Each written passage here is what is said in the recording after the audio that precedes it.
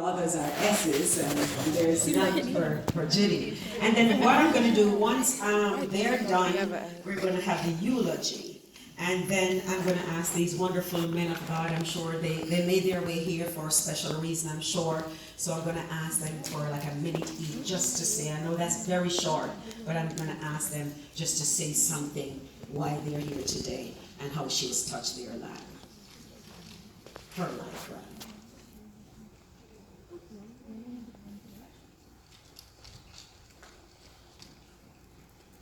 First of all, I want to thank everybody for coming here, taking time off from work just to be with my mom, helping us all deal with the situation, sending her home.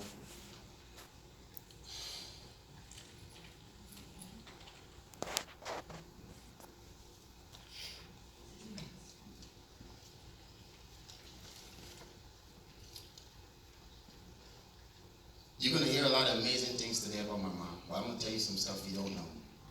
First off, I'll say, there's a million things my mom did that I wouldn't do, and there's a billion things that she did that I'll definitely do. My mom loved Winnie the Pooh.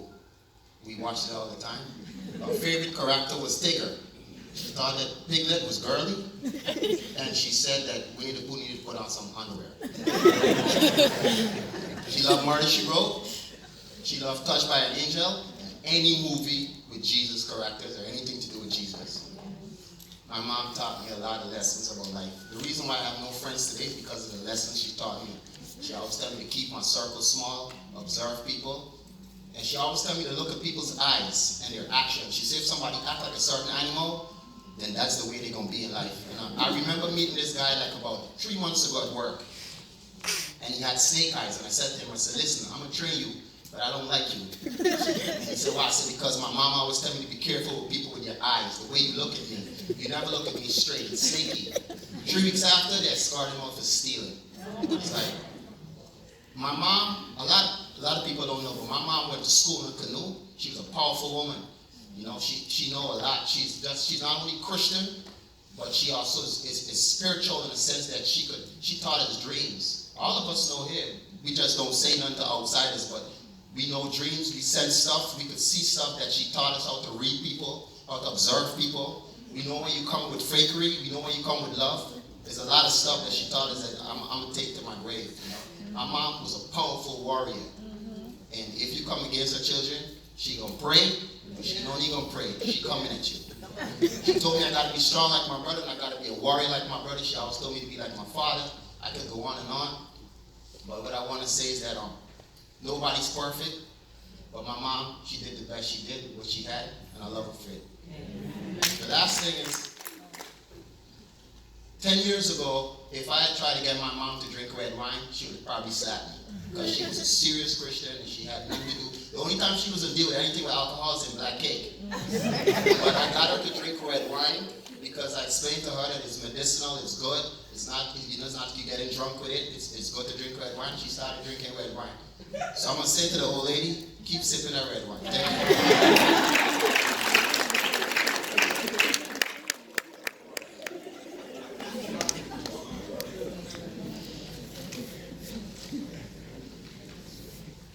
She walked with God, and she was not, for God took her. I recently saw a quote that read, "A mother's dream is to see her children grow to be happy and successful." Boy, did my mother realize her dream. Totally. Amen. I stand here proudly as a strong, resilient woman with the DNA of my parents coursing through my veins. I have inherited a proud, stubborn streak, a defiant will to survive, and a rich heritage of grounded spirituality no devil in or out of hell can take away from me. My mother is, and always will be, one of the strongest and vainest women I knew. From her, I learned the skill of cooking. I learned to paint, to work, to clean, and the proper use of a hammer. There were no boy and girl tasks in our home. My mother taught me to walk with dignity, speak with eloquence, and dress to impress. She refused to accept a visitor unless her hair was fixed, eyebrows lined, and a hint of gloss on her lips. When walking for her became a bit difficult, she opted for the quiet dignity of a shopping cart instead of, to use her words, the embarrassment of a walking stick. She told me once that the cart did more than the cane, and she could step out with dignity and blend in as a normal person on the New York streets. When she spent Christmas with my family and she refused to use the walker. She told me she had read a medical report where, much to her chagrin, the nurse described her as a slightly bent older woman. She bristled and blamed that walker for messing up her gait. Once you met her, you loved her. You called her mom. And then you automatically became one of her children, regardless of your age. She was friends with her grandchildren, munchkins to some, always telling them jokes, just cracking them up. My mother treated my father like a king, and her being my sole example on love, I mimicked her to the T. Thus, learning how to express love to my husband, my king. Mom had a fiery spirit, as quick with a compliment as she was with a rebuke, a trait I sadly inherited. Mom, I got your message. I realized what you did. You are something else. Not even 1 hour after you crossed over, you started fighting battles for me that I could not even see. Thank you, mommy girl. I pity the fool that tries to cross one of your cubs. Look out everywhere. Joan, Yvonne, Constance, Daniels has crossed over. You will live within the walls of my heart forever.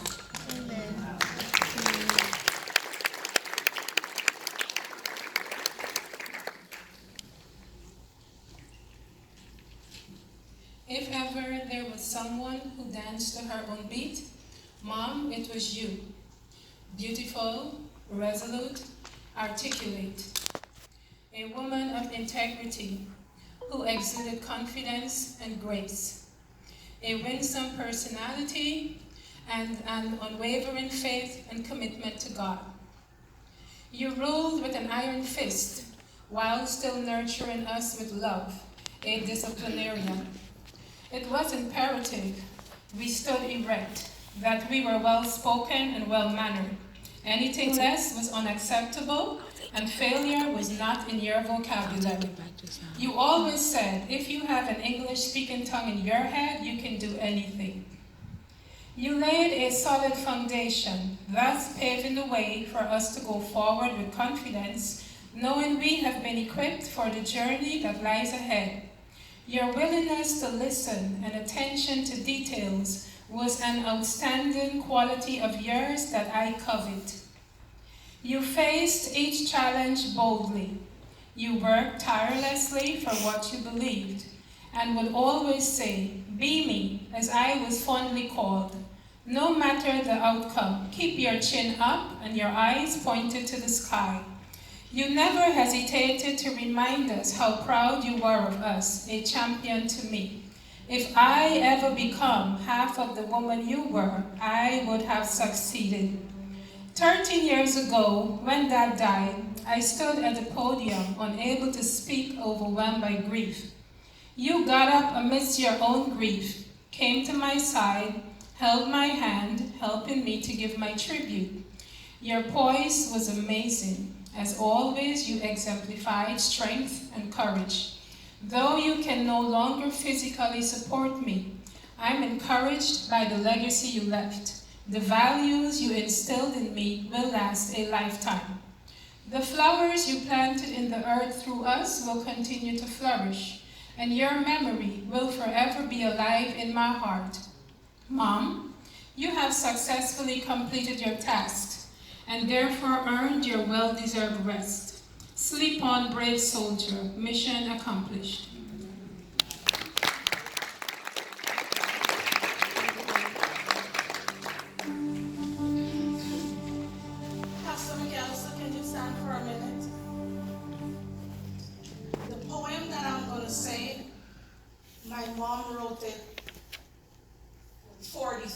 years ago when Pastor McAllister was going into missionary work and he had given up his home. That became our church. That's from where we started. And this is the poem she wrote for him. And I want to say that poem today. Thank you, Pastor McAllister. Goodbye is never a welcome word. I'm sure you will all agree with me. It tells of parting and so much grief. Such things we do not like to see. But goodbye in Jesus is different. Its promises are secure. It tells us as long as we are faithful that we'll be with him forevermore. So goodbye, my mom in Jesus. Goodbye, I say again. And let's all be faithful to Jesus until we meet again.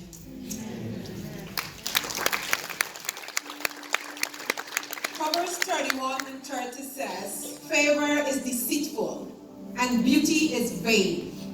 But the woman that feareth the Lord, she shall be praised.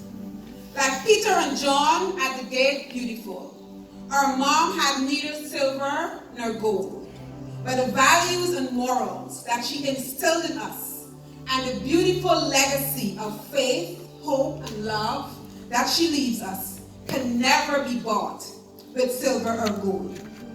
One of these days, the trumpet is going to sound, and the dead in Christ will rise first. I am positive. I know. I am convinced. I am certain, beyond the shadow of a doubt, that Yvonne Constance Daniels will be one of the headliners at that event. I believe that when her feet hit the streets of home, she will have the biggest smile on her face. She will lift her hands above her head and give her sickness to shout, hallelujah! Glory to God!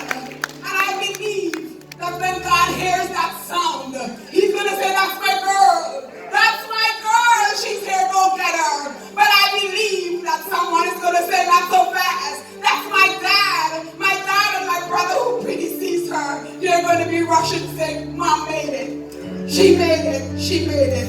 That's only possible because Mom ensured that while she walked on this earth, it was well with her soul. One of these days, this is going to be us, lying cold and still in a beautiful casket. What's going to be our story? If Mom could have been here today, she would say this to you. So please allow me to say it on her behalf. Don't leave this place today. Don't leave this homegoing service until you too can say, it is well. It is well. It is well with your soul. May her beautiful soul rest in peace and rise in glory. When peace like a river attendeth my way, when sorrows like sea veils me.